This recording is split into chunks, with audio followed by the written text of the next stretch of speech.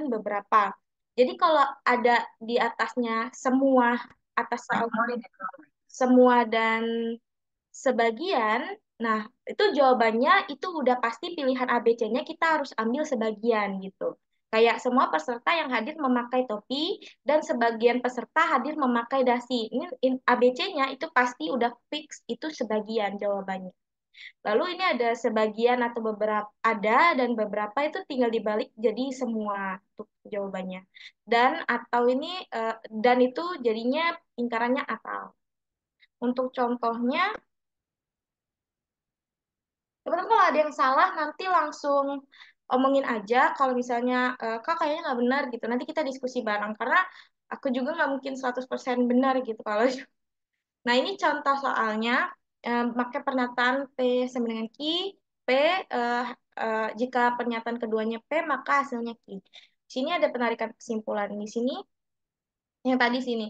Semua siswa baru mengikuti upacara di sekolah. Nah, Tony ini merupakan siswa baru. Berarti kan P-nya adalah siswa baru, Q-nya itu upacara di sekolah gitu. Nah, kalau Tony itu siswa baru, berarti kan Tony ini P. Nah, kesimpulannya adalah Tony mengikuti upacara di sekolah. Itu contoh dari penarikan kesimpulan. Oke. Selanjutnya itu ada bentuk soal analitis. Nah, analitis sendiri tadi ya, dalam penalaran analitis ini teman-teman harus diharuskan untuk membongkar wacana sesuai pertanyaan yang diminta gitu. Contoh soalnya itu kayak gini. Ini ada soal Vita, Duma, Dita, Tia, dan Inka adalah satu kelompok dalam pertunjukan tari gembyong. Mereka menampilkan pertunjukan dengan formasi sebagai berikut. Vita berada di sebelah kiri Duma. Lalu Dita berada di ujung kiri. Nah, Tia berada di antara Vita dan Dita. Untuk formasi pertunjukan gembyong, mereka adalah jawabannya B. Sebentar, ini bisa dicoret-coret. Ini bisa dicoret? Oke, bisa. Eh, jadi kan urutannya Vita itu Vita sebelah kiri. Tapi si Dita ini paling ujung kiri. Sebentar. Kelihatan nggak ya coretannya, Kak? Kelihatan, Mbak ada. Nah, di sini Dita paling ujung kiri, berarti di sini ujung banget Dita nih. Kalau aku ngurutinnya kayak gini, Dita. Nah, di sini pernyataan kedua, Tia berada di antara Vita dan Dita. Berarti di sini Tia, oh salah, sebentar. Di apa Tia berada di antara Vita dan Dita. Berarti di sini Tia. Nah, sisanya itu sebelah kiri Vita berada di sebelah kiri Duma. Berarti di sini Duma, oke. Dan sisanya Inka. Ini Inka gitu. Jadi jawabannya B gitu. Ini untuk soal contoh soalnya jawaban. Kayaknya kalau kayak gini teman-teman kayaknya semua udah tahu ya. Oke, wait. Ini masih ada ininya. Oke, mungkin aku butuh partisipasi teman-teman juga kali ya, biar kita apa namanya aktif bareng, biar nggak aku sendiri aja yang ngomong. Kita mulai latihan soal, cuma dikit kok teman-teman, kayaknya cuma 6 soal aja untuk contohnya. Sini ada 3 soal, mungkin teman-teman bisa bantu jawab. Karena satu soal 1 menit, aku bilang ini aku kasih waktu soal 3 menit. Mungkin bisa di timingin ya Kak Putra. Oke, Mbak Arda. Teman-teman yang lain seperti biasa ya, kita jawab, nanti untuk jawabannya kita buat di kolom chat ya. Untuk waktunya berapa satu soal, Mbak Arda? 1 menit ya? Ya, 1 menit. Oke, teman-teman, untuk pertanyaan 1 sampai 3. Langsung aja nanti ya ditaruh di kolom chatnya.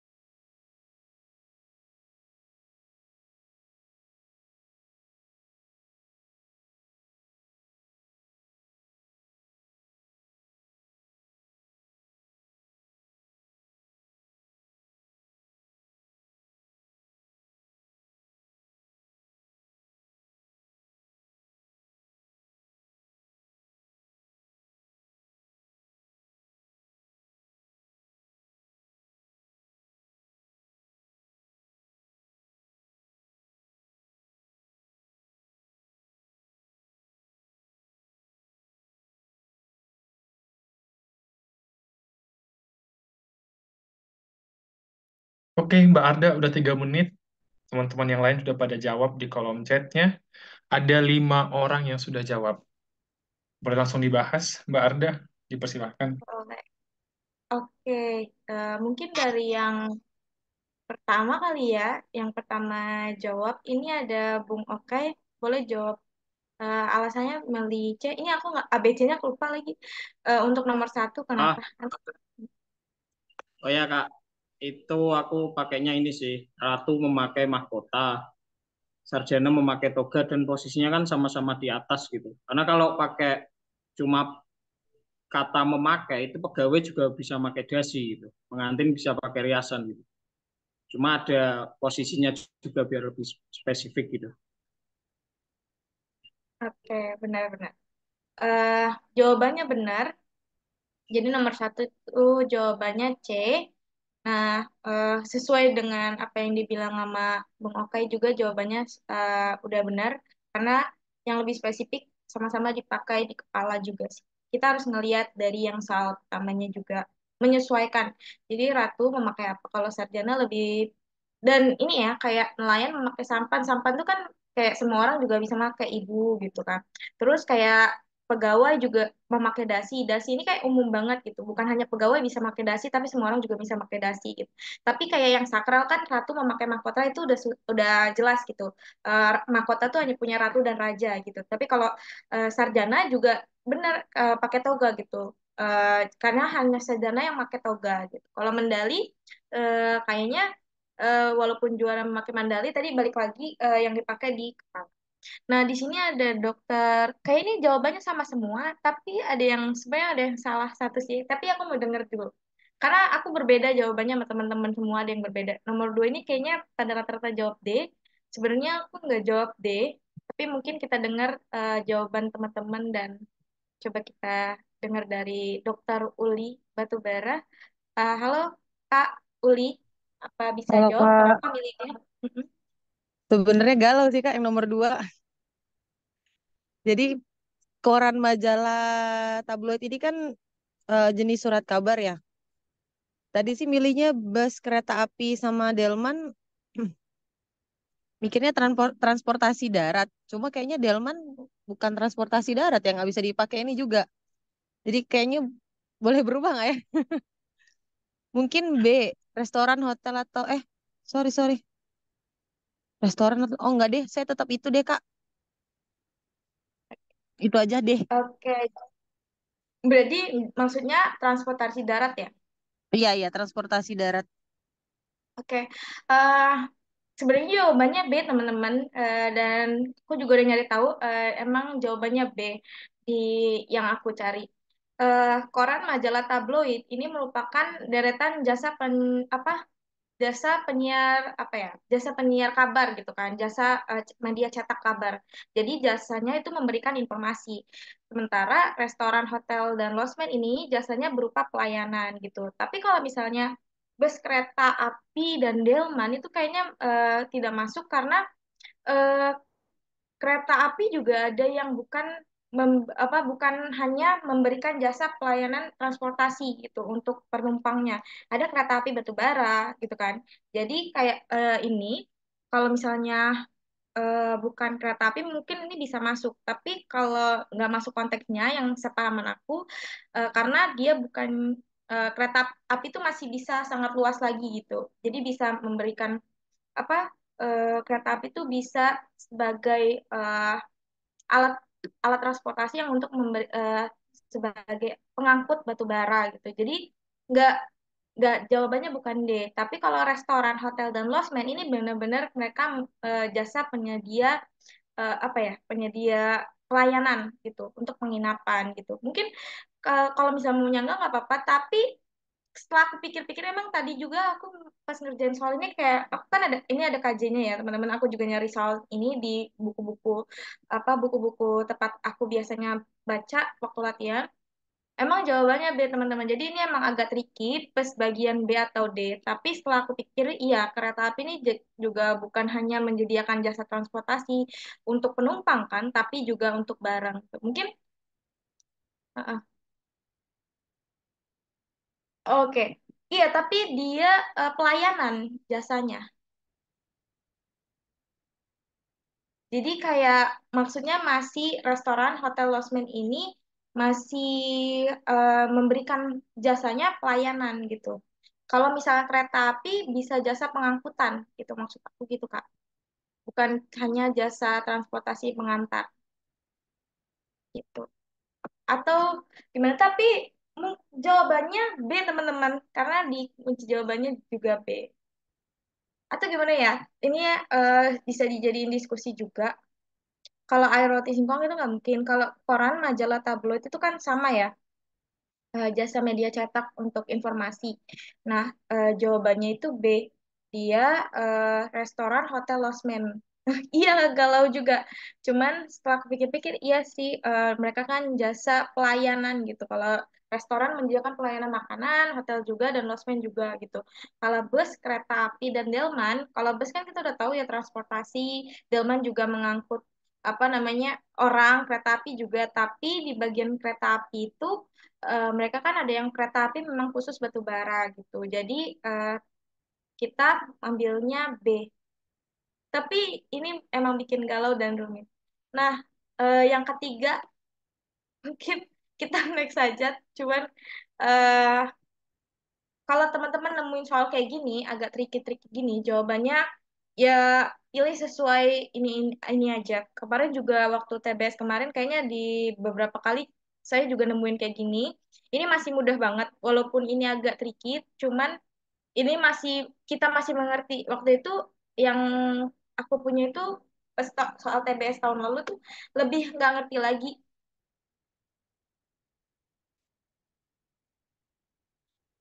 Iya ya Kak. Oke.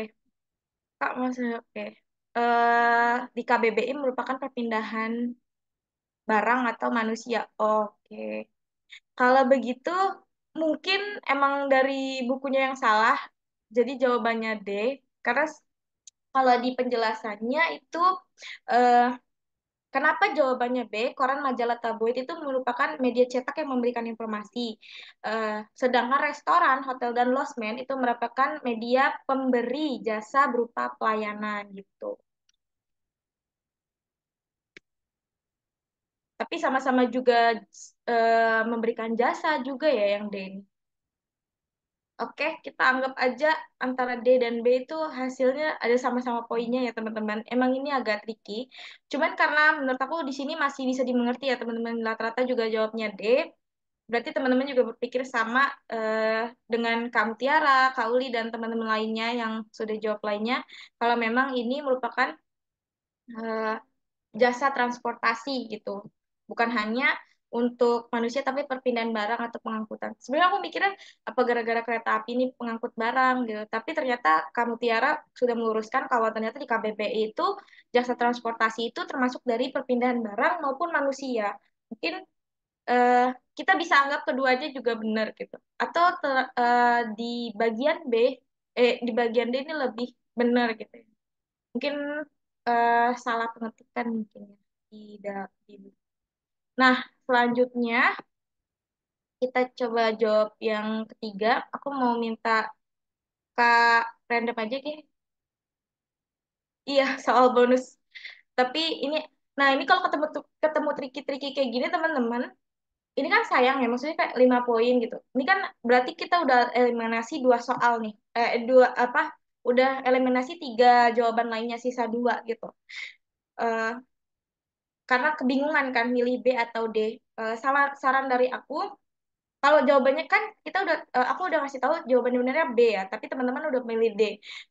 Nggak apa-apa sih untuk milih D sesuai pendapat teman-teman. Tapi kalau misalnya teman-teman eh, nggak bi ini kan cuma 1 menit nih di soal apa pengerjaannya, dan kalian cuma dapat 2 pilihan nih setelah menimbang-nimbang kok bingung ya milih yang mana itu bisa teman-teman lihat kalau kemarin triknya aku dan dikasih tahu sama mentor itu di jawaban sebelumnya di bagian analogis itu mana yang belum ada abjadnya gitu atau yang sedikit abjadnya gitu itu yang apakah misalnya B sama D dari tadi tuh kayaknya belum jawab bagian D deh atau dari tadi belum jawab bagian B itu aku pakai itu karena ada kemungkinan jawabannya itu gitu kalau itu apa kayak nembak sih jatuhnya. Tapi kan itu kita udah memilih seleksi milih ya. Dan sisanya bingungnya milih misalnya antara B dan D gitu. Tapi kalau misalnya kayak jawaban nomor satu udah tahu itu misalnya C tadi ya udah gitu. Langsung jawab aja, jangan milih-milih lagi teman-teman. Nah, mungkin yang ketiga mungkin kamu Tiara boleh kasih tahu alasannya kenapa milih D.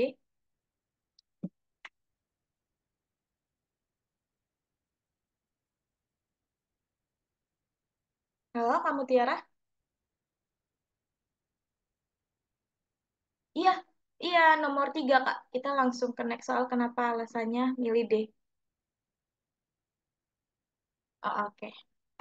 Kalau gitu kita coba cari yang lain teman-teman yang bisa menjelaskan. Kalau Kak Saat gimana? Masih ada nggak Kak Saat? Halo Kak.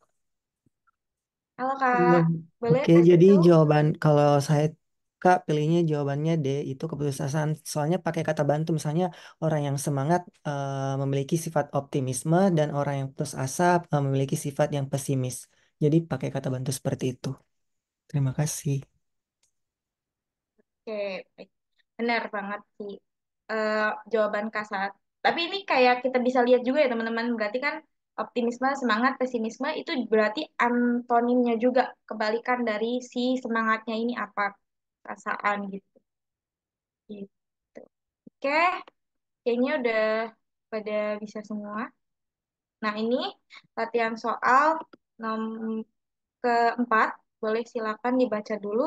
Waktunya 1 menit ya.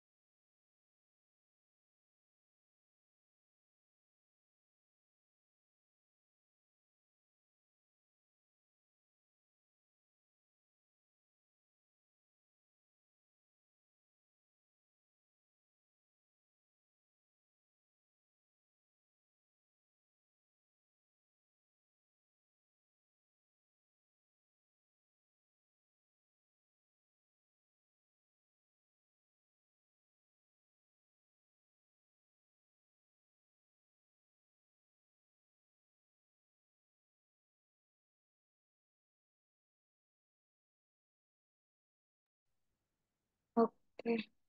Dari yang dari yang aku baca, teman-teman jawab D ya. Ya, sudah mana ada.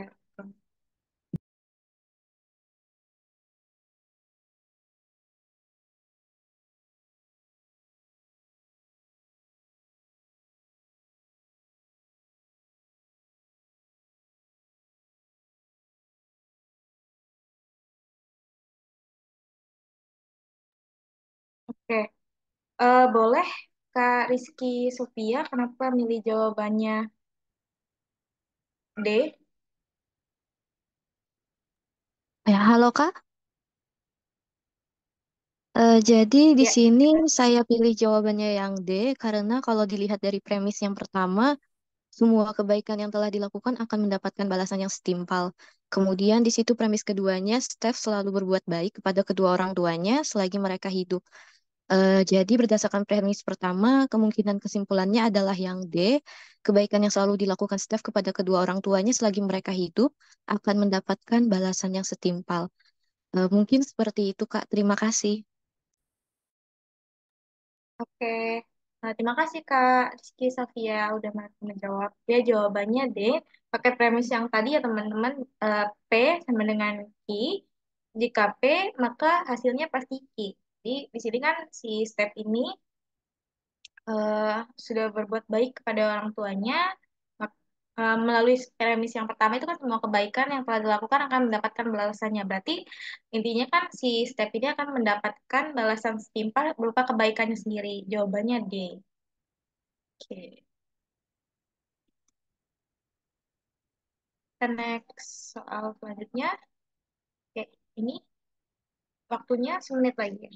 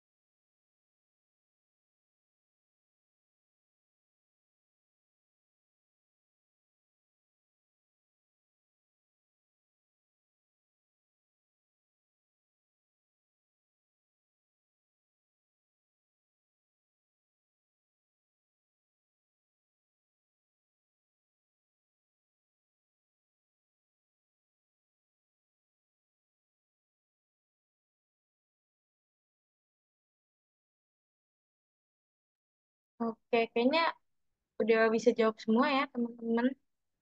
Ini jawabannya D. Ya, tadi yang saya bilang kan kalau misalnya konsepnya semua, maka jawabannya itu sebentar. Kalau kita jawabnya semua, itu konsepnya yang tadi nah, di sini. Kalau kita pakai semua, itu pasti semua dan sebagian. Kalau misalnya di premis awalnya ada semua, lalu premis keduanya ada sebagian, maka kita pakai sebagian. Kalau misalnya ada pilihan ada dan beberapa itu bisa dipertimbangkan.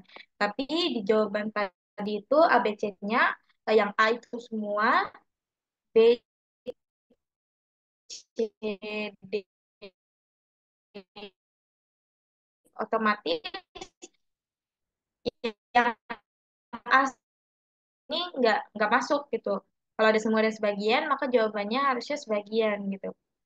Nanti A sama E dihilangkan, sisanya B, C, dan D. Nah, kalau di kolom chat kayaknya jawabannya B, yaitu sebagian mahasiswa kampus F menggunakan buku dan internet sebagai bahan untuk belajar. Jawabannya benar, jawabannya B. Kita next aja. Nah, ini soal terakhir. Ini soal analitis. 1 menit, teman-teman.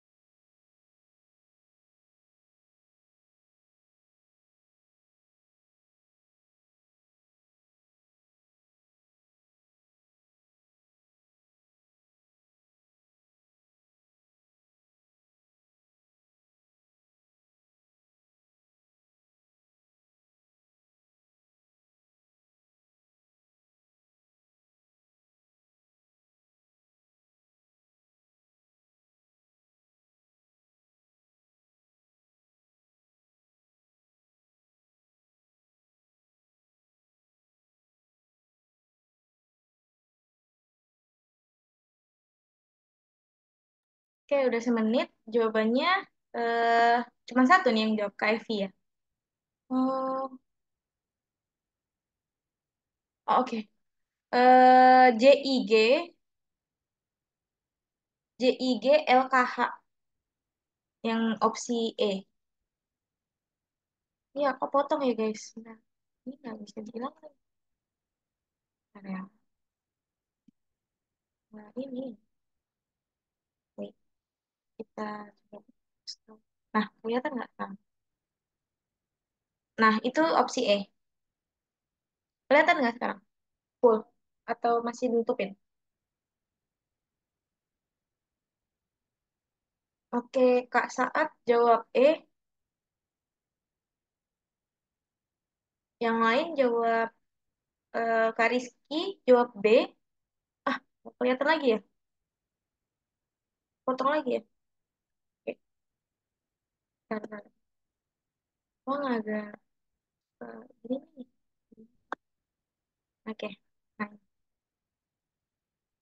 apa? Oke, ini jawabannya beda-beda ya. Ada yang jawab D, ada yang jawab B, ada yang jawab E. Oke, ini menarik nih kalau udah beda-beda gini. Berarti ini fix ya kunci masing-masing. Kita coba dengar dari yang terakhir. Kak Saat, kenapa pilih E? Kalau boleh tahu. Kak, sorry salah. Bukan D, bukan E, soalnya saya nggak lihat yang I harus berada di posisi depan G dan J. Jadi bukan E jawabannya. Sorry sorry, nggak teliti. Oke, jawabannya apa Kak Saat? B, kayaknya B. Oke, B. Nah, ini ada Kak Rizky jawabannya D. Boleh kasih tahu Kak? Kak Rizky, berarti jawabannya pada B ya? Ini Kak Evi ada jawab E ya? Kak Evi boleh open mic? Bisa nggak? Halo, Ya, halo Kak Evi. Kak, tapi Boleh saya dong masih Kak. bingung. Maaf. kayaknya aku juga Kayaknya salah tetap ditanya. E deh, Kak. Bentar, bentar, Oke, bentar. kita Kak, bedah bisa ya. ini nggak kelihatan E-nya? Kayaknya saya tetap E. Oke, bentar-bentar. Nih, E-nya kelihatan nggak sekarang? Potong ya? Atau ini aja Kelihatan, dibuka Kak, aja? kelihatan. Keganggu guys, bentar. Nah, kayak gini kelihatan nggak, teman-teman? Kurang gede ya? Oke, ini turunin dulu. Ini kelihatan ya? Bentar. Oke, kita gedein lagi. Gedein. Oke, pada jawab eh, berarti Kak Evi tadi jawabnya E apa B? Apa D?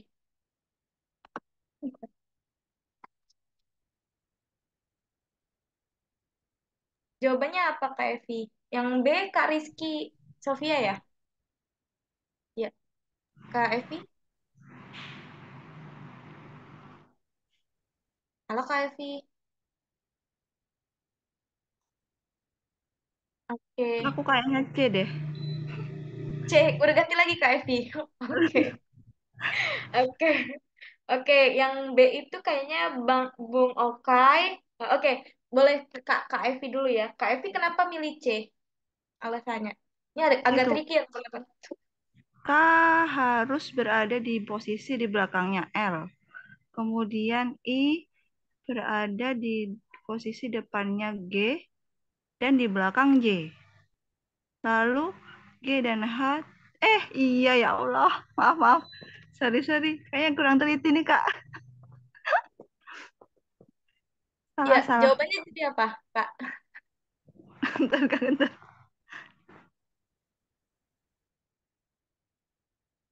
Oke, Oke, nunggu Kak Evi. Ini Bung Okai sama Kak Rizky Sofia. Jawabannya B. Boleh Kak Rizky dulu jelasin kenapa jawabannya B? Ini emang harus hati-hati teman-teman buat coretannya. Ya, halo Kak. Tadi saya pilih yang B karena kan tadi awalnya yang E agak kepotong. Terus tadi cepet aja milihnya. Oh, kayaknya untuk yang clue kedua itu B yang memenuhi. Tapi ternyata setelah yang opsi E-nya kelihatan, oke, kayaknya E lebih tepat. Tapi Oke, itu kemungkinannya, Kak. Ya, terima Oke, kasih, jadi Kak. sekarang ganti ya Kak Rizky jadi B. Iya, awalnya B, kemudian Jadi berubah E jadi ya. E. Iya, Kak. Oke. Nih Bung Okai mau ganti juga atau mau tetap B? Tetap aja, Kak. Oke, tetap aja. Boleh jelasin jawabannya kenapa tetap B? Ah, mungkin awalnya memang aku mau jawab cuma kemudian tuh aku lihatnya gini, poin yang terakhir itu, K hanya bisa Kan ada kata-kata hanya bisa tuh di posisi di belakang L. Aku mikirnya berarti nggak bisa ada yang di L tuh K tuh nggak bisa ada lagi yang di belakangnya gitu loh. Artinya K tuh nggak bisa di depannya ini gitu. Makanya aku mikirnya tuh K tuh di paling akhir. Nah, dari opsi itu yang belakangnya K itu cuma antara B sama D gitu. Gitu. Terus Hmm, aku mikir lagi yang pernyataan pertama kan yang penting antara G dan H itu posisinya nggak sama. Otomatis aman lah semua opsi gitu. Cuma kemudian aku lihat G yang penting tuh I-nya di depan G gitu. Aku mikirnya maksudnya nggak langsung harus gitu. Yang penting G-nya ada di belakangnya gitu. Hanya aku sempitin aja di tengah gitu. Karena nyari opsi yang sesuai itu nggak nemu. Pokoknya yang penting K-nya terakhir gitu aku. Gitu oke. gitu Kak. Oke, jawabannya emang ini agak nyerempet-nyerempet ya teman-teman, tapi yang benar, ini kedengeran nggak ya suaranya? Aman ya? Kedengeran Kak. Oke, yang aman itu pasti yang jawabannya E. Sebenarnya yang dijelasin Bung Okay benar, cuman kalau jawabannya kayak gini, ini J, koma, ini G, koma, ini G, ya, ini G, koma, ini H, baru L, baru K, gitu. Kalau misalnya ada jawaban ini, teman-teman boleh langsung milih ini, langsung milih B. Tapi ini ke switch gitu. Pernyataannya yang harus harus gitu. Itu harus tuh berarti memang mutlak kayak dia harus di depan. Ini udah ada di pernyataan ini. Nih, yang ini dari clue kedua gitu. Jadi jangan diubah. Yang ada yang kayak gini cuman ada di E. Kalau ini jawaban ada urutannya, padahal di sini kan G dan H tidak bisa berada di posisi yang sama walaupun ini berdekatan tapi kayak gitu. Eh, Asalkan jawabannya seperti ini. Nah, sebenarnya ini juga kayaknya menurut aku sama sama kayak Bung Oka. Kayaknya ada hanya bisanya kayak ini benar-benar harus kita perhatiin juga. Kalau ada opsi yang begini, langsung pilih B gitu. Tapi karena balik lagi di pernyataan kedua itu lebih awal dan kita ada kata harusnya, berarti opsinya yang JIG gitu. Jadi urutannya kan kalau berdiri itu G sama dengan tidak H, berarti hmm, di sini I harus di depan G, berarti I depan G, terus dan di belakang J. Nah, ini J. Terus K-nya harus berada di posisi dengan belakang sama L, K sama L. Nah, sisanya itu H kan. Kalau misalnya hanya di sini pun kayak ini kayak menurut aku masih di posisi yang sama atau bersebelahan gitu. Makanya balik lagi ke H di belakang gitu. Walaupun ada hanya bisanya, tapi yang mendukung opsi kedua nih ada pernyataan harus dan G dan H itu tidak bisa berada di posisi yang sama. Sama itu kalau bagi aku juga itu kayak bersebelahan itu nggak bisa gitu. Jadi yang jawabannya itu pasti yang ini. Cuman kalau ada opsi seperti ini, itu lebih better teman-teman pilih JIG HLK gitu. Ini banyak yang ganti-ganti, ada yang ganti yang dijawabkan yang dijawabkan setelah itu. G dan H dekatan yang B. Iya, mm-mm. Yang dijauhkan sesuai clue. Iya, yang aku bilang tadi kalau ini juga sebenarnya walaupun pernyataan pertama itu apa masih berdekatan di posisi yang sama G dan H itu kan harusnya dijauhkan gitu. Makanya sebenarnya pilihnya emang harusnya E gitu. Tapi dibanding semua itu ini juga kalau misalnya B-nya ada yang kayak gini itu berarti lebih tricky lagi dan lebih hati-hati karena ketolong pernyataan kedua yang I harus di posisi depan G, makanya teman-teman bisa milih E gitu. Itu kalau aku soal kayak gini, aku bacanya langsung ke posisi kedua dulu karena posisi kedua apa pernyataan kedua itu biasanya dia yang paling patokan gitu untuk bisa nyusunin strategi yang lain gitu. Kayak nyusunin si ini apa namanya, I harus di depan I harus di depan I harus berada di posisi depan G dan J. Nah, itu udah pakem banget, berarti I sama G ini harus di depan karena ada pernyataan harusnya gitu. Kalau hanya bisa itu berarti ya emang L hanya bisa depan K gitu. Masih bisa belakangnya masih bisa ada H, misalnya ada J atau yang lain itu masih bisa sebenarnya. Tapi kalau ada kata harus berarti teman-teman benar-benar harus milih I dengan G. Tadi ini sempat bingung dan aku ngelihat jawabannya tuh lama, nggak lebih dari 1 menit nungguin teman-teman jawabnya. Nah, saran aku kalau kayak gini pas oret-oretan itu teman-teman bisa milih opsinya buat berderet, gini. Jadi dari awal G tidak sama dengan H. Aku kayak gini, G, H gitu. Jangan berderet ke samping. Kalau berderet ke samping susah gitu. Kalau aku kemarin pas coba coret-coret dan tipsnya itu emang nggak ke deret ke samping itu nggak worth it gitu loh. Terus bukan bisa tapi lama. Jadi temen-temen nyoret-nyoret lagi. Misalnya kan udah salah ya. Nanti kalau salah ini coret lagi dan lain-lain. Lebih baik deret ke samping ke bawah gitu. Kalau dari clue-nya di awal, G sama dengan H tidak bisa. Berarti gini, aku bilang nggak bisa berdekatan, aku giniin aja. Langsung bawahnya apa? Bawahnya I harus di pas posisi G, yang di belakang J. Berarti langsung J, I, G. Urutannya gini, oh oke, ini yang pertama berarti. Aku langsung gitu.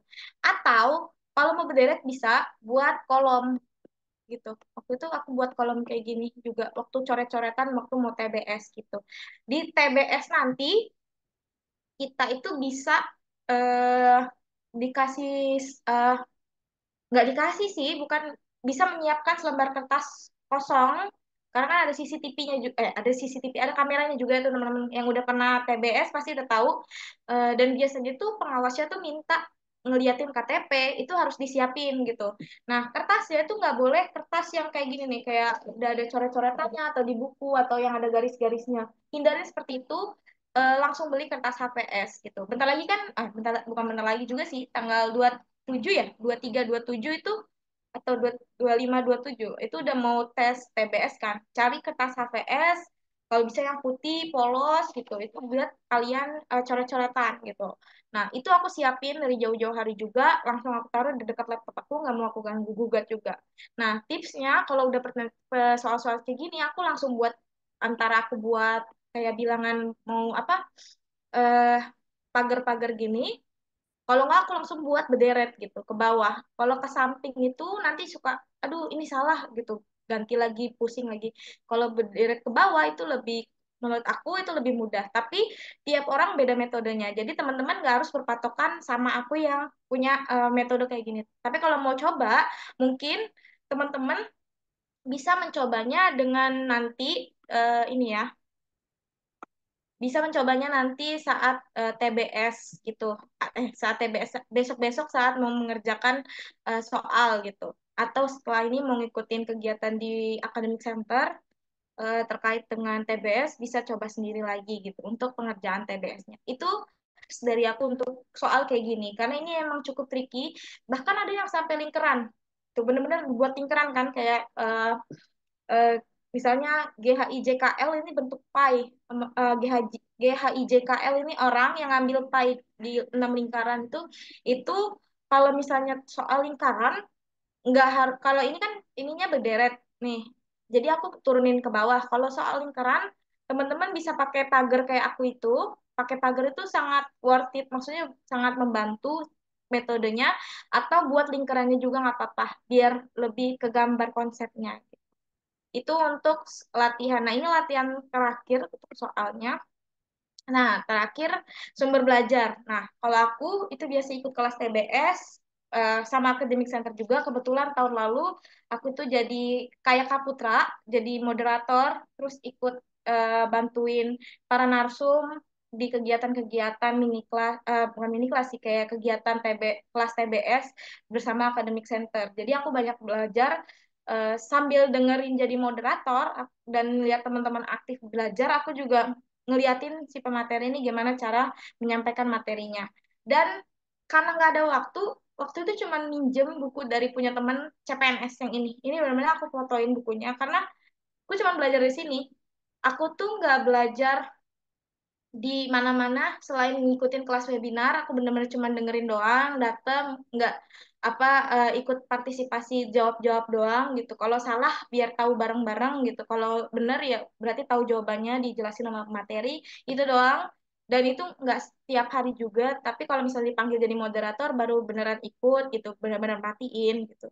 Nah, selain itu, karena aku sibuk waktu itu dagang, maksudnya bantuin usaha orang tua, aku tuh di sela-sela itu pakai buku ini untuk belajar buat verbal, verbal dan kuantitatif. Di kuantitatif pun aku cuma belajar deret untuk digedein nilainya gitu. Karena emang suka kuantitatif deret, jadi di buku-buku CPNS, terutama ya kalau teman-teman mau ikut CPNS, kayaknya ini pasti tahu lah buku-buku CPNS yang bagus yang mana. Tapi ini udah keluaran lama banget punya teman aku, dan aku tuh cuma jadi referensi referensi kosakata karena di sebelum buku ini, sebelum pembelajaran soal, itu di depannya itu ada banyak kosakata kayak uh, adidaya, adiguna, dan lain-lain itu untuk bisa nambah-nambah ilmu kosakata aku. Dan itu worth it. Aku kecil, Kak. Kecil gak skor apa PG PG reguler lebih dikit gitu punya aku. Enggak, aku kan kebetulan dapat afirmasi beasiswa prasejahtera. Jadi PG aku 70, tapi aku dapat skornya 130. Aku tuh sebenarnya insecure di jadi pemateri di mana-mana buat TBS karena nggak maksudnya aku belajarnya pun nggak terlalu niat gitu karena mikirnya waktu itu kalau nggak lolos di tahap 2 mau nyoba di tahap 2 ini bareng batch 2 ini buat pakai LOA gitu. Tapi alhamdulillahnya langsung dapat gitu untuk LPDP-nya. Nah, nilai aku tuh skornya kemarin cuma 130 teman-teman, jadi nggak besar gitu. Menurut aku itu kecil dan tapi ya alhamdulillah diminta sama Academic Center untuk diamanahin untuk bisa bantu teman-teman. Nah, aku ngerjainnya juga gimana ya kemarin tuh nggak terlalu fokus banget belajar karena bener-bener bantu usaha orang tua. Jadi cuma dari buku kayak gini doang.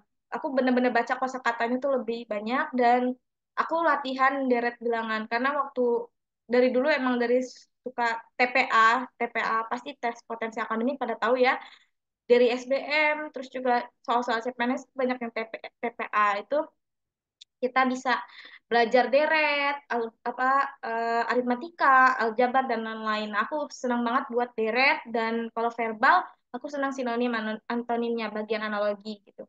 Jadi aku benar-benar berusaha di bagian itu tuh nggak ada yang salah gitu, harus benar semua gitu waktu ngerjain. Nah, kalau teman-teman tahu kayaknya Kak, kayaknya aku bagian verbal paling gede. Ya udah teman-teman kan verbal ada tiga ya, analogi, logis, terus juga analitis. Yang mana di antara ketiga ini yang dirasa tadi pas saat latihan, kayaknya aku benar-benar menunjang di sini.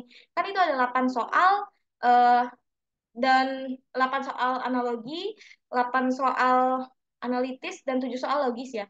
Kalau nggak salah kayak gitu urutannya tadi. Nah, itu teman-teman harus masih maksimalin dan bisa hitung-hitung dari sekarang gitu. Kalau dari kuantitatif kalau nggak salah tuh berapa deret tuh 8 apa berapa pokoknya 25 soal kuantitatif. Itu teman-teman harus misalnya targetin di verbal kayaknya aku mau bener 5 aja deh gitu. Terus kalau sesuaiin passing grade sama passing grade teman-teman sendiri ya. Kemarin eh, sebenarnya untuk passing grade tahun kemarin kan yang batch 2 2023 itu 90 untuk bagian afirmasi. Nah, target aku tuh harus 120 karena aku memikirkan wah passing grade di batch 1 ini kayaknya bakal naik minimal itu 100 gitu. Oke. Eh Oke, ini question.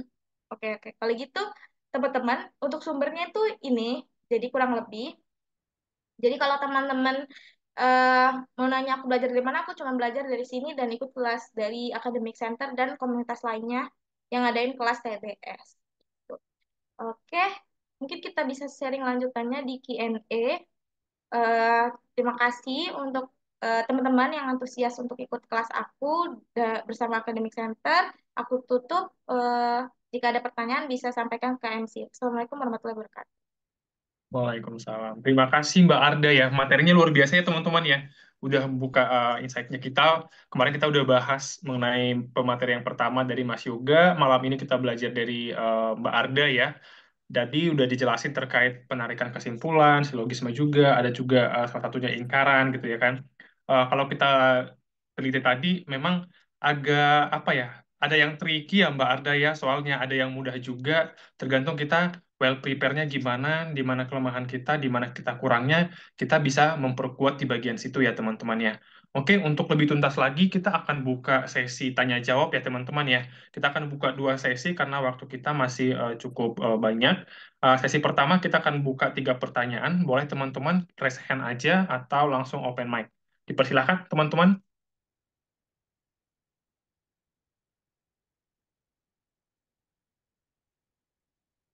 Pertanyaannya boleh di luar dari penalaran verbal kah, Mbak Arda? Boleh ya. Oke, Boleh, teman-teman. boleh. Siapa nih? Pertanyaan pertama dari siapa kira-kira? Oke, dari Bung Okai, Jawa Tengah. Dipersilahkan, Mas. Oh ya, selamat. Lancar ya suaraku ya, Kak? Clear, Mas Oki. Dipersilahkan. Oke, selamat malam Kak Arda dan Bang Putra. Sebelumnya kenalin nama saya Okai, Bung Okai dari Jawa Tengah menuju Jateng 1. Ini gini, pertanyaan saya sih lebih ke ini Kak. Bisa minta tolong dijelasin nggak teknis ketika TBS itu seperti apa gitu? Apakah kayak TOEFL online yang kita HP-nya pakai Zoom di belakang kita atau yang TPA Bappenas itu di belakang kita pakai cermin gitu. Seperti itu aja sih Kak. Teknisnya pas di TBS-nya tuh seperti apa gitu, Pak. Terima kasih. Oke, terima kasih Bung Okai. Halo, salam kenal dari Jawa Tengah juga. Aku lagi di Jawa juga. Oke, untuk teknisnya kemarin kalau aku sendiri tuh nggak ribet, cuman lewat laptop aja, jadi langsung eh, teman-teman harus download aplikasinya dulu dan tes-tes dari awal itu kalau nggak salah SCAT ya, kayak waktu kita mau coba tes CPNS biasanya itu sama aplikasinya CAT. Nanti itu ada kualifikasi untuk laptopnya, apakah menunjang laptop teman-teman untuk bisa download aplikasi itu. Silakan teman-teman baca, biasanya buku panduannya masih nanti coba aku cari lagi, masih ada harusnya ya.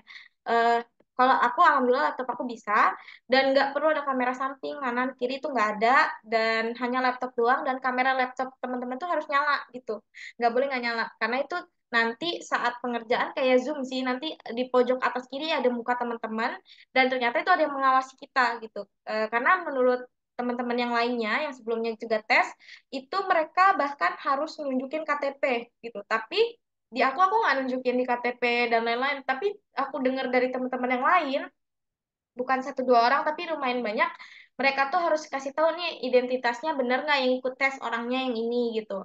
Nah ternyata itu gunanya ngaktifin kamera kita dan nggak boleh apa ya, nggak boleh kita ninggalin ninggalin tempat sebelum tesnya selesai gitu. Nah, kita itu waktunya kalau nggak salah ya 6 60 menit. Iya, 60 ya.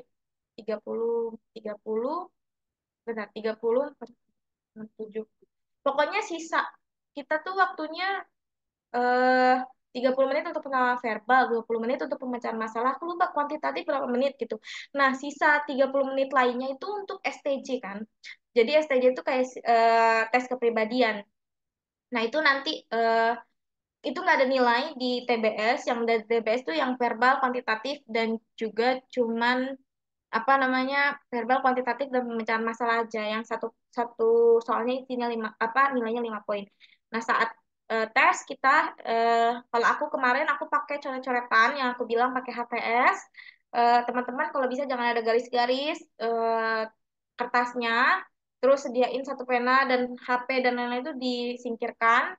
Nggak boleh ada alat bantu berupa kalkulator. Dan saat teman-teman gunain aplikasi itu, semua aplikasi lain itu mati. Maksudnya kayak nggak bisa. Teman-teman mau buka Google Chrome itu nggak bakal bisa gitu di laptop gitu. Kecuali teman-teman di bawah ngebuka pakai HP itu bisa sih. Cuman kayaknya itu tidak worth it gitu. Karena aku bilang kayak tadi ada pengawasnya dan pengawasnya itu ngeliatin pantau gerak kita gitu. Kita mengok dikit aja tuh biasanya nanti ada suara-suara gitu. Eh, nah, itu untuk jawaban Bung Oke, apa ada pertanyaan lagi terkait dengan mekanismenya? Nanti itunya menyusul ya. Takutnya beda juga apa aplikasinya mau aku bilangin nanti takutnya tahun ini berubah gitu. Tunggu aja teman-teman ada pasti mekanismenya. Sip. Thank you, Mbak Arda untuk jawabannya gimana? Bung Okai, apakah menjawab? Eh, oke Kak, cuma bisa lebih tambah spesifik ini. Soalnya kalau kita memang 30 menit tuh khusus buat verbal, kita nggak bisa loncat ke selanjutnya, misal masih sisa gitu, kita udah selesai. Atau nanti misalnya kita ada verbal yang kelewatan, tapi waktunya udah masuk ke kuantitatif. Tapi di kuantitatif kita udah selesai dan masih sisa, apakah kita bisa balik lagi ke verbal Oke, seperti itu? sekarang oke. Itu suaraku kedengeran nggak ya? Koneksinya kayaknya tadi jelek deh. Kedengeran nggak Kak Putra? Kedengeran, Mbak Arda?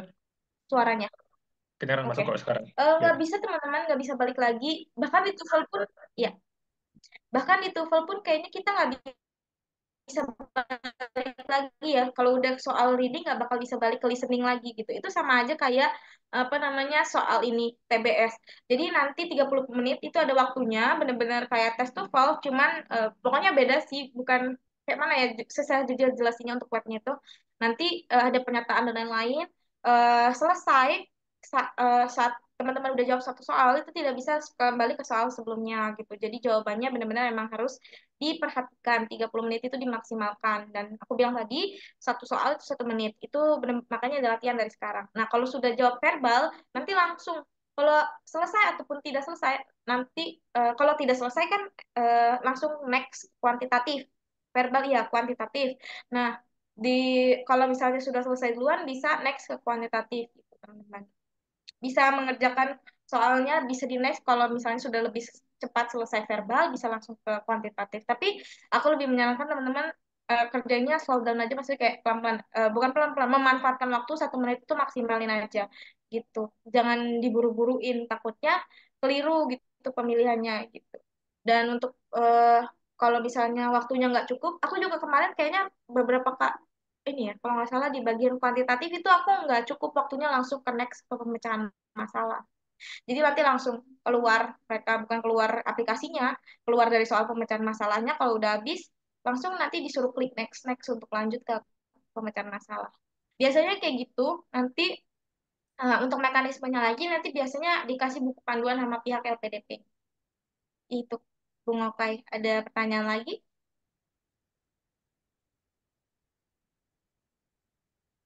Oke, thank you, Mbak Arda, untuk jawabannya ya. Clear ya, Bung Oka ya. Kita next untuk pertanyaan kedua dari Mas Owen dari Babel ya. Boleh? On mic, Mas Owen.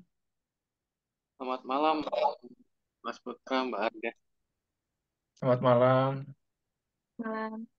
Maaf, mau bertanya, pengalaman kemarin pas tes TBS itu, terutama yang pas hitung-hitungan. Benar kata Kak Arda tadi, kayak saya kan lagi ngitung, lihat ke bawah. Kan soal matematikanya kadang-kadang kan agak-agak ruwet gitu, nggak mungkin dihitung di otak gitu kan, harus ditulis.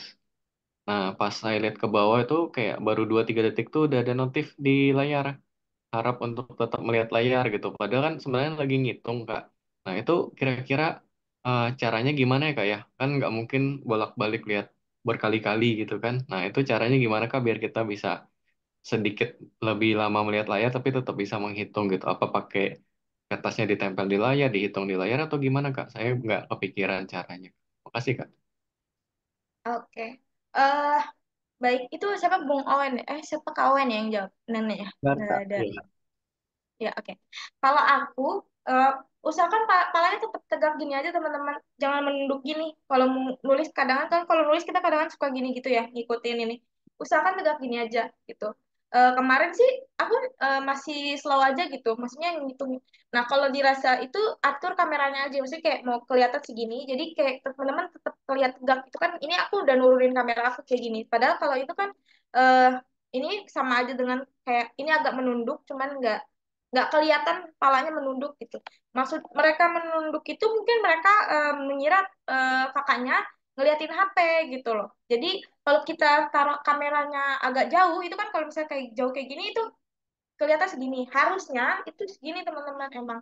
Ini agak dijauhin. Nah, ini kelihatan sebenarnya sampai ke bagian apa namanya pinggang. Jadi kayak nanti diatur aja duduknya.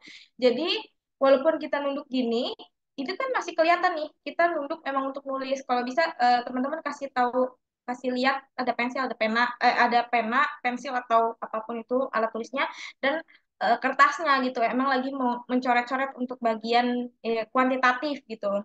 Nah, aku nggak nundukin kepala sih. Kalau aku nulis ya udah aku kalau dirasa nggak kelihatan harus gini banget, agak jauhin badan kita aja, kita bisa ngelihat tulisan kita. Jarak-jarak kita dengan tulisan kita tuh agak dijauhin, jadi kita nggak harus nunduk banget untuk ngelihat tulisan kita itu. Gitu. Dan gimana sih caranya biar nggak bosen, maksudnya kalau ngelihat layar ataupun yang lain-lain gitu tahan aja sih teman-teman nggak apa kita cuma beberapa jam doang untuk ngeliatin layarnya gitu kalau substansi nanti itu lebih parah lagi maksudnya kayak kalau substansi itu kita harus stay on cam mata kita ke depan kamera kan jadi nggak bisa nengok kanan kiri karena ada interviewer yang ngeliat kita nah ini kan cuma pengawas aja kalau ada notice kayak gitu ya udah kita tegap lagi aja dan kita kasih tahu kalau kita megang kertas dan pena gitu kita mau ngomong kayak ya sebelumnya saya lagi nulis gitu jadi bukan ngeliatin HP atau yang lain itu klarifikasi ke mereka aja gitu nah itu Kak Owen ya kalau misalnya itu jagain jarak kita jauhin dari badan kita ke tempat kita mau nulis terus jangan terlalu nunduk banget nanti kalau itu emang suka ada notice dari mereka tapi aku sejauh ini emang sekali juga sih baru sekali juga TBS nggak pernah di notice kayak gitu maksudnya kayak nggak boleh nunduk ya nggak ada bahkan aku nggak dikasih suruh lihat KTP dan lain-lain dan usahakan teman-teman kalau dirasa kamera teman-teman buram gitu maksudnya kayak menghitam atau apa gitu beli ring light kalau ada ring light ini aku juga pakai ring light kalau setiap zoom biar teman-teman tuh mukanya kelihatan bener-bener on point gitu loh karena kalau misalnya buram itu nanti ditunjukin apa tunjukin KTP lah terus juga di notice kayak kakak ini kak Owen tadi gitu sering di notice kayak kak jangan nunduk jangan apa mungkin dari kameranya kita itu agak ngeblur kitanya gitu harusnya nggak boleh gitu itu yang diperhatikan gitu teman-teman proper untuk bagian laptop teman-teman pencahayaan dan juga cara teman-teman tulisan apa mau menulis itu harus agak dikasih jarak biar kelihatan tidak menulis. Mungkin itu tipsnya dari aku, Kak. Baik, Kak. Terima kasih pencerahan sekali. Thank you Mbak Arda untuk jawabannya ya. Clear ya, Mas Owen ya dari Babel. Kita next pertanyaan ketiga dari Mbak Evi, Surabaya. Kak, yang diujikan itu apa aja? Kita dapat info lengkapnya itu di mana ya, Kak? Oke, halo Kak Evi. Yang diujikan itu ada 4 sebenarnya. Jadi ada eh, TBS itu kita taunya kan ada 3 ya. Selama ini kalau kita ikut kegiatan-kegiatan ada verbal, kuantitatif, dan pemecahan masalah. Sebenarnya ada satu lagi namanya SJT itu ada 40 soal. Jadi kan sebenarnya total soal itu 23 verbal, 25 eh, kuantitatif, sisa 12-nya adalah si pemecahan masalah. Itu totalnya 60 dan 40 soal lainnya itu adalah STJ ya. Pokoknya soal kepribadian. Nah, eh, nanti itu pokoknya total 100 soal, tapi yang dapat poin dan harus sesuai dengan passing grade adalah ketiga ini. Tapi menurut aku teman-teman, kan ini ada STJ ya, maksudnya soal kepribadian ini soal tambahan 40. Itu isilah sebijak mungkin gitu. Walaupun kan kita suruh menyesuaikan dengan kriteria kita gitu, kayak soal kita kepribadian pada umumnya gitu. Tapi isilah dengan sebijak mungkin dan mencitrakan diri teman-teman yang ingin baik.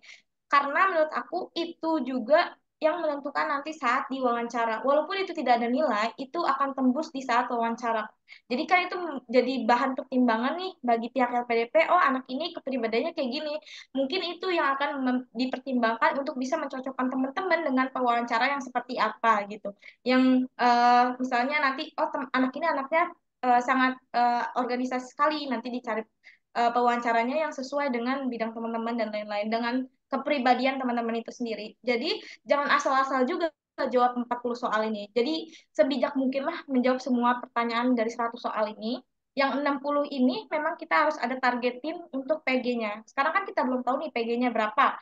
Tapi kalau aku jadi teman-teman, aku tidak akan menaruh passing grade tahap satu kemarin menjadi passing grade aku. Yang 2023 aja aku kan 90 passing grade-nya. Aku memang menekankan diri aku 120 tuh minimal aku 120 gitu.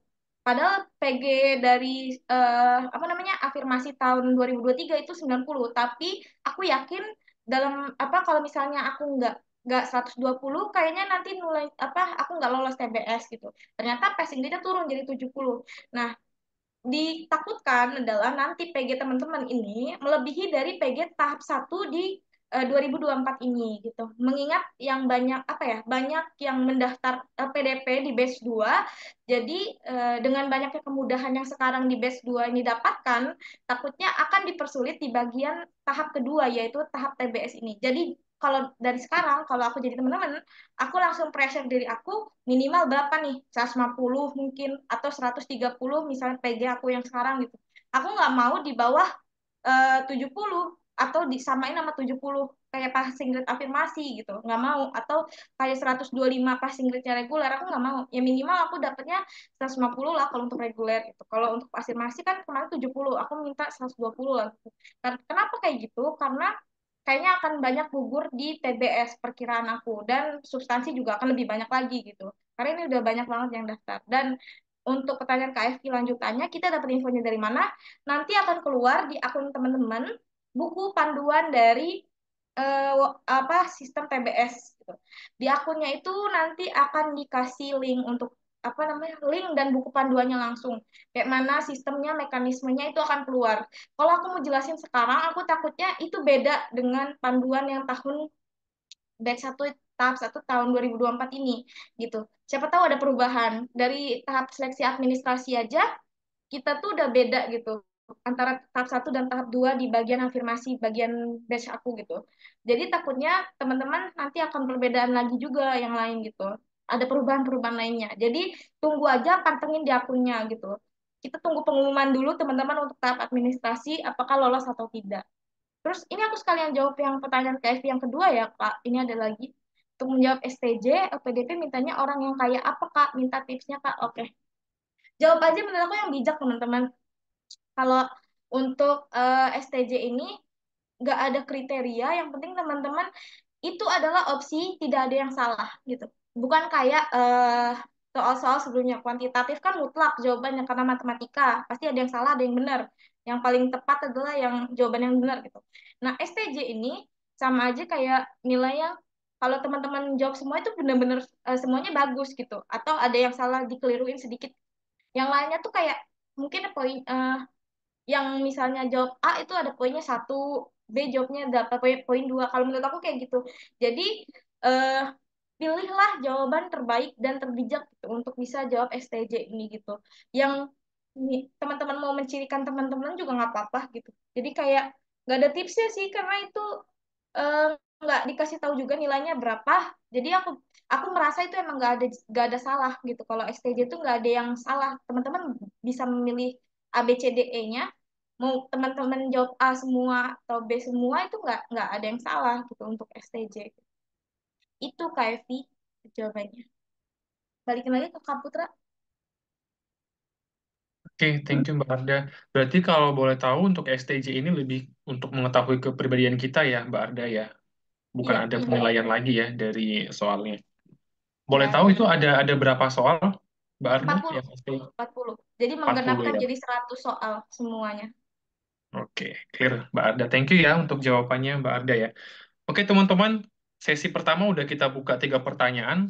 Mungkin ada yang mau bertanya lagi, kita buka kesempatan di sesi kedua ya teman-teman ya. Boleh langsung raise hand atau langsung di kolom chat. Kita masih ada waktu teman-teman. Ada lagi kah?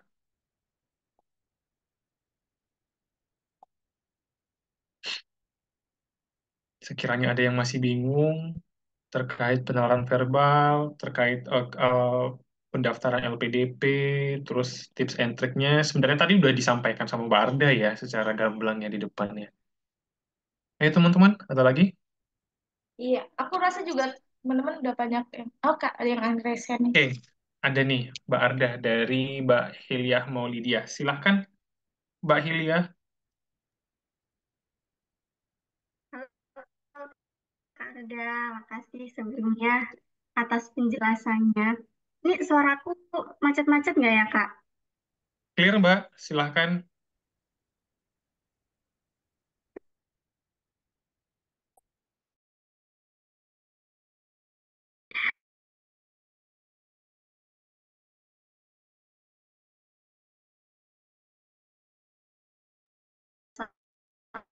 Soalnya kan hati ya. Buat aku Sorry Mbak Hilya, yang kalau agak bisa putus-putus Mbak. fokusnya itu Kak, baca itu Kak. Kalau udah baca soal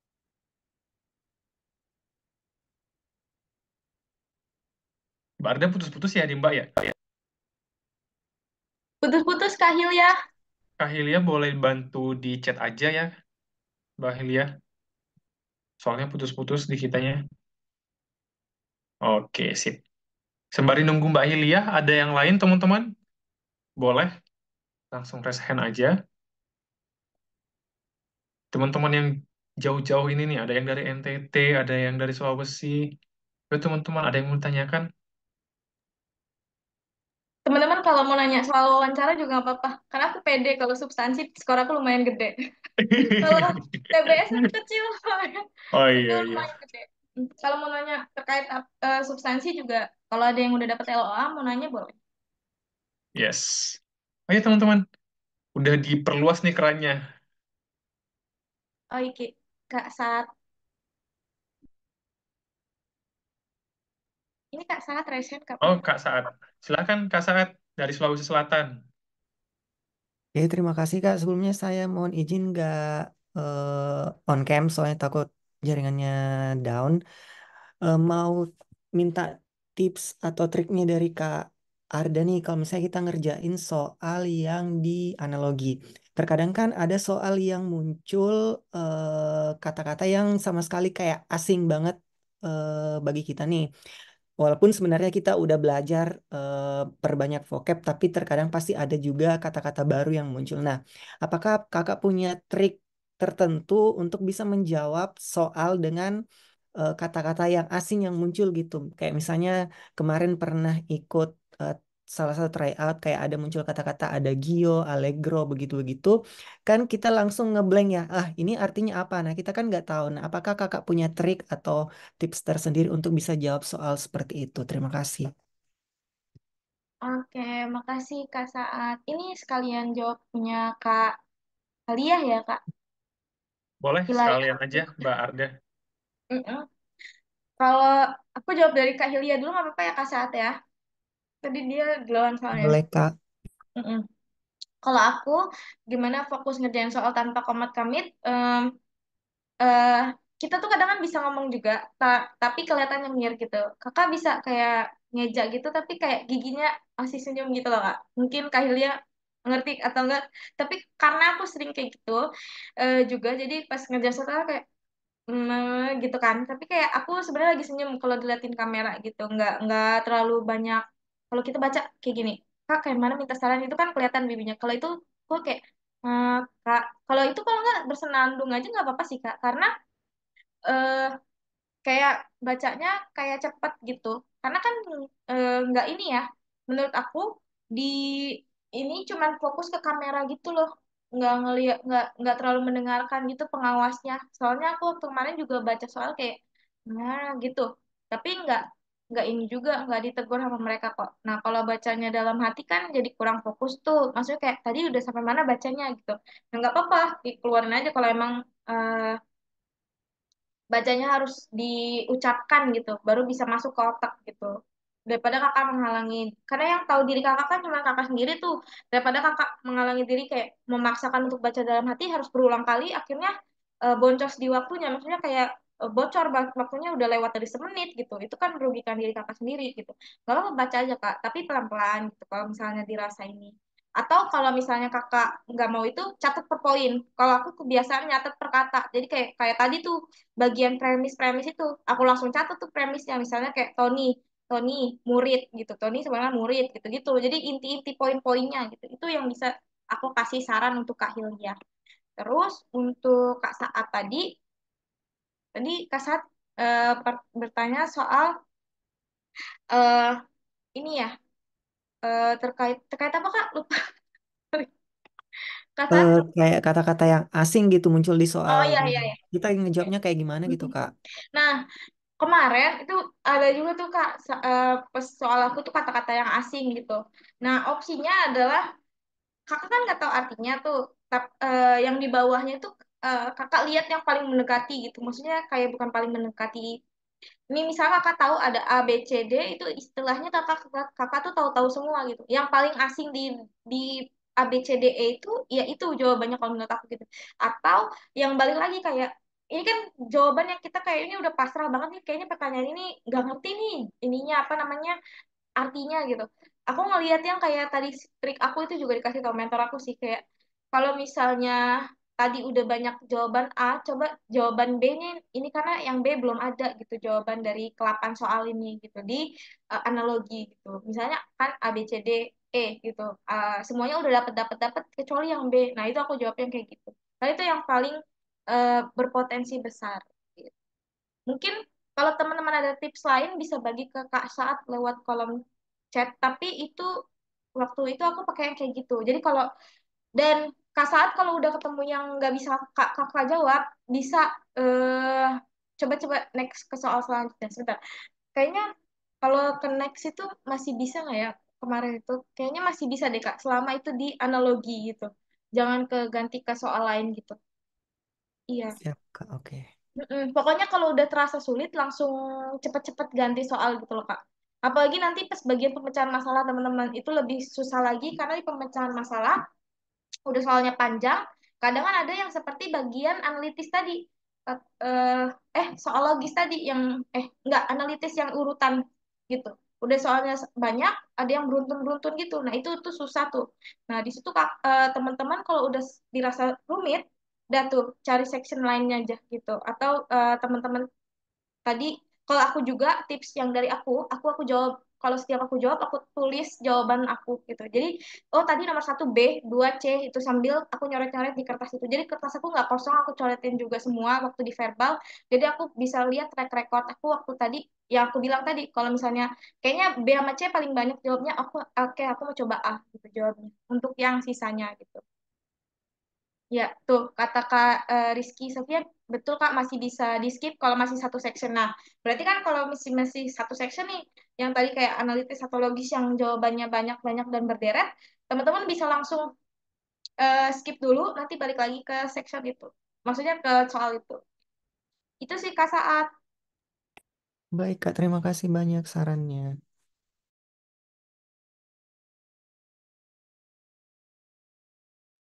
Oke, thank you Mbak Arda untuk jawaban dari pertanyaan teman-teman ya. Karena waktu kita juga sudah habis ya Mbak Arda ya. Tadi kita udah keep di 5 pertanyaan dari teman-teman peserta untuk malam hari ini. Semoga bisa membantu teman-teman nambah insight, terus nambah tips and triknya gimana nanti menghadapi TBS di batch kedua ini ya teman-teman ya. Oke, untuk penutup, mungkin dari Mbak Arda sendiri sebagai pemateri, ada yang mau disampaikan lagi Mbak Arda untuk teman-teman yang lagi mempersiapkan diri nih? Oke.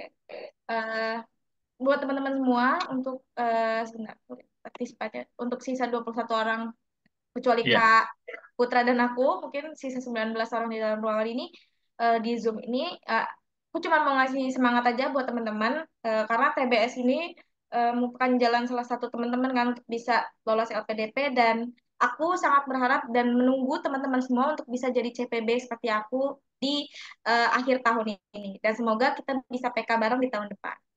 Yuk Amin. teman-teman.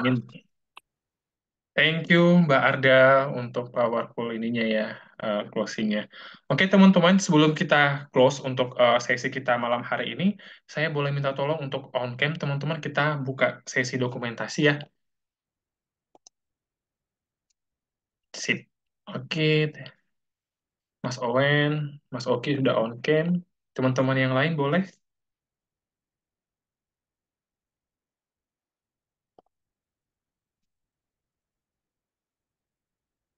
Tapi sorry Mbak Arda tadi Jawa Tengah di mana ya Mbak ya?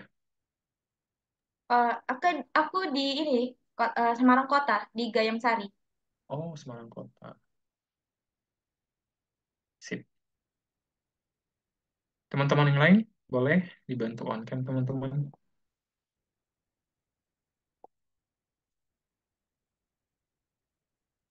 Oke, mungkin teman-teman yang lain ada kendala ya. Sip. Kita dokumentasi, kita kasih jempol ya teman-teman ya untuk sesi kita malam hari ini. Semoga bermanfaat untuk kita semuanya.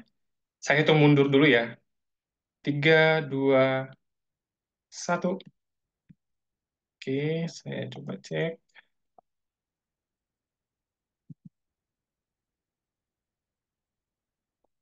Oke, teman-teman, thank you untuk waktunya ya. Tadi ada 26 peserta kita di awal, sisa 20 lagi ya, berarti 18, kecuali saya sebagai moderator dan Mbak Arda sebagai pemateri.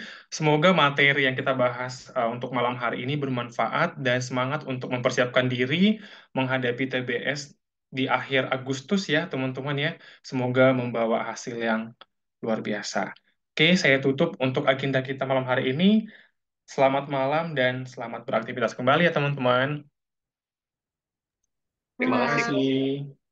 izin live ya Kak Putra. Makasih teman-teman. Makasih Mbak Arda.